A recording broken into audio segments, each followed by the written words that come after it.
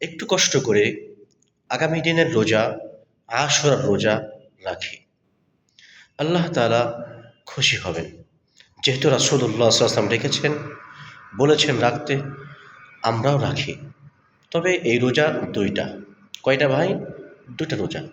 একটু কষ্ট করে রেখে দিই, আল্লাহ সুবহানাহু ওয়া তাআলা এক একটা রোজার বিনিময়ে পিছনের ১ বছরের গুনাহ মাফ করবেন। সুবহানাল্লাহ।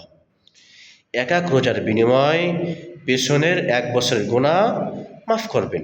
এবং এই দিনটা ঐতিহাসিক দিন।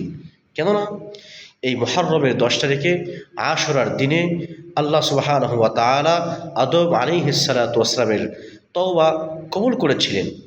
হযরত মূসা আলাইহিস সালাতু ওয়াস সালামকে ফিরআউনের কবল থেকে রক্ষা করেছিলেন। হযরত ঈসা আলাইহিস সালাতু ওয়াস সালামকে আল্লাহ তাআলা ওই দিনে জন্মদান করেছিলেন। সুবহানাল্লাহ। আমরা ইবাদত করি।